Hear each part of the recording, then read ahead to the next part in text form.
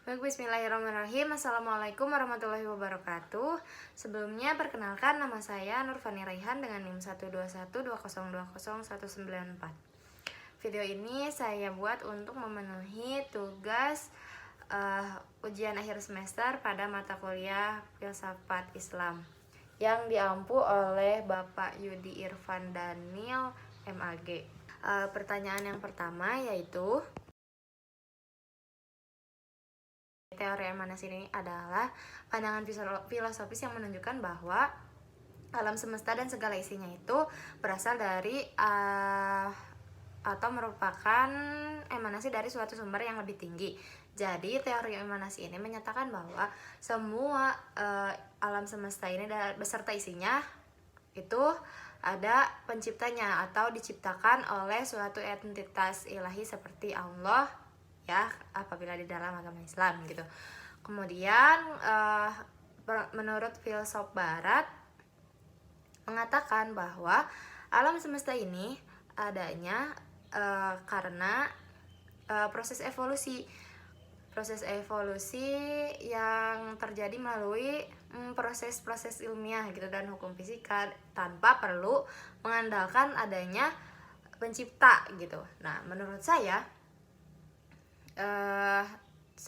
lebih condong kepada teori emanasi karena saya meyakini bahwa seluruh alam semesta ini dan seisi-isinya pasti ada yang menciptakan. Dan saya kurang setuju dengan filsuf barat yang mengatakan bahwa alam ini tercipta karena secara alamiah gitu.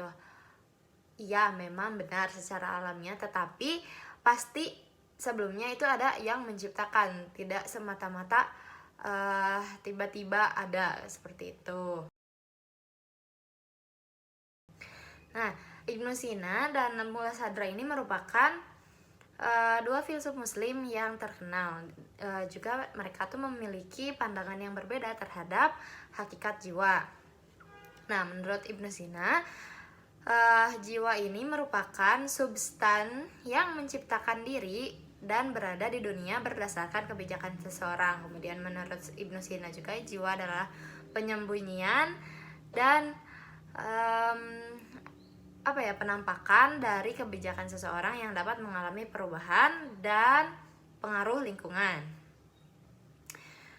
Dan juga jiwa ini tidak terdiri dari zat-zat materi, tetapi berasal dari kebijakan seseorang dan Tuhan. Nah, itu hakikat jiwa menurut Ibnu Sina. Kemudian yang kedua menurut Mullah Sadra. Menurut Mullah Sadra, jiwa adalah yang menciptakan diri dan berada di dunia berdasarkan kebijakan seseorang, tetapi lebih berkaitan dengan kehidupan yang diberikan oleh Tuhan. Nah, kemudian Mullah Sadra juga menyatakan bahwa jiwa tidak terdiri dari zat-zat materi, tetapi berasal dari kebijakan seseorang dan Tuhan juga. Ini hampir sama ya sama pendapat dari Ibnu Sina.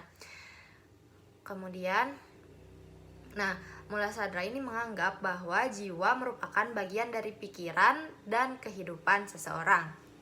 Jadi perbedaan utama antara pandangan Ibnu Sina dan juga Mullah Sadra mengenai hakikat jiwa adalah Ibnu Sina ini menganggap bahwa jiwa sebagai substan yang menciptakan diri dan berada di dunia berdasarkan kebijakan seseorang. Sementara menurut Mullah Sadra, beliau menganggap bahwa jiwa adalah sebagai bagian dari pikiran dan kehidupan seseorang. Ibnu Miskawai memberikan pengertian karakter atau akhlak ini sebagai adalah keadaan jiwa seseorang yang mendorong tujuan pendidikan akhlak yang dirumuskan oleh Ibnu Miskawai. Kemudian konsep pendidikan akhlak menurut Ibnu Miskawai telah banyak juga dibahas sebelumnya, diantaranya oleh Mulyatul Maghfirah. Kemudian Ibnu Miskawai ini mempertemukan ajaran syariat Islam dengan teori-teori etika dalam filsafat. Kemudian menurut Ikhwatun Sofa, filsafat akhlak Ikhwan Nusafa ini menekankan pentingnya pengembangan diri dan mencapai kesempurnaan moral melalui pengetahuan, kebijaksanaan, dan kecintaan kepada Tuhan. Filsafat ini juga mengintegrasikan ajaran-ajaran Islam dengan tradisi filsafat dan ilmu pengetahuan pada masa beliau gitu. Kemudian beliau juga mencoba menyatukan pemahaman spiritual dan rasional dalam rangka mencapai kehidupan yang bermakna dan harmonis. Nah, implikasinya terhadap pendidikan akhlak itu seperti apa? Jadi, filsafat akhlak Ibnu Miskawah ini menjadi basis untuk pengembangan pendidikan akhlak di Indonesia dan juga di berbagai negara lain. Kemudian konsep pendidikan akhlak Ibnu Miskawah juga menjadi referensi dalam pengembangan karakter dan etika di dalam masyarakat Muslim. Kemudian pendidikan akhlak menjadi penting bagi mengembangkan keterampilan sosial, emosional, dan moral individu serta masyarakat secara keseluruhan.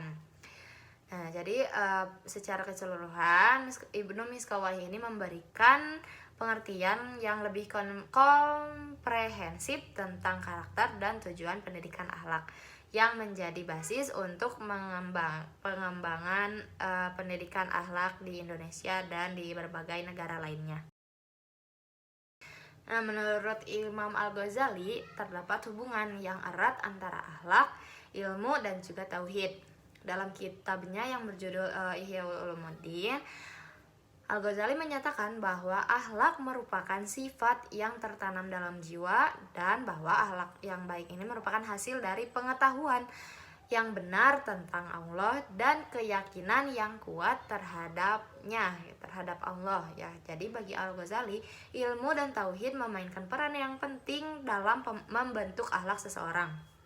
Ilmu yang benar tentang Allah dan keyakinan yang kuat terhadap Allah akan membentuk akhlak yang baik. Oleh karena itu, dalam konteks pendidikan, pemahaman akan ilmu dan tauhid sangatlah relevan dalam membentuk akhlak yang mulia. Hal ini juga menguatkan pentingnya pendidikan akhlak yang berakar pada tauhid, yaitu keyakinan akan keesaan Allah. Mind map yang saya buat itu mengenai pemikiran filsafat dari Suhrawardi. Itu ada biografinya dari beliau, dari Suhrawardi ini. Nama lengkap dari Suhrawardi yaitu Syihab Al-Din Yahya Ibnu Habasi Ibnu Amirak Ibnu Abu Al-Futuh Suhrawardi. Beliau ini dikenal sebagai Syekh Isyraq yang lahir di Persia pada tahun 1154 dan juga wafat pada tahun 1191. Nah, kemudian ada karya-karya dari beliau, dari Syekh Isyraq ini, yaitu yang pertama karyanya ada Al-Talwihat, yang kedua Al-Muqawamat, yang ketiga Al-Masyari wal Mutirohat, dan yang keempat Al-Hikmah Al-Isyraqi.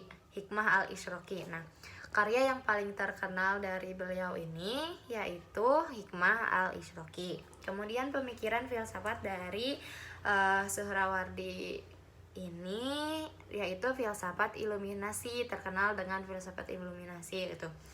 Nah, filsafat iluminasi ini mengatakan bahwa seorang filsuf itu tidak dapat mempersepsikan akal secara memadai. Jadi, para filsuf itu juga harus menggunakan penglihatan spiritual. Kemudian, ada pengetahuan. Pemikiran filsafat tentang pengetahuan menurut Suhrawardi, yaitu pengetahuan diri sendiri itu dianggap sebagai unsur yang paling mendasar. Nah, kemudian ada pengaruh pemikiran filsafat Suhrawardi terhadap perkembangan Islam.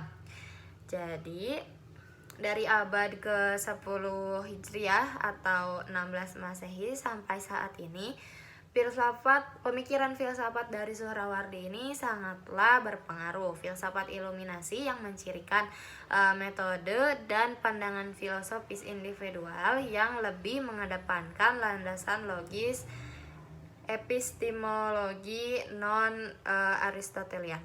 Baik, mungkin dicukupkan sekian yang dapat disampaikan. Mohon maaf atas segala kekurangannya. Wabillahi taufiq wal hidayah. Wassalamualaikum warahmatullahi wabarakatuh.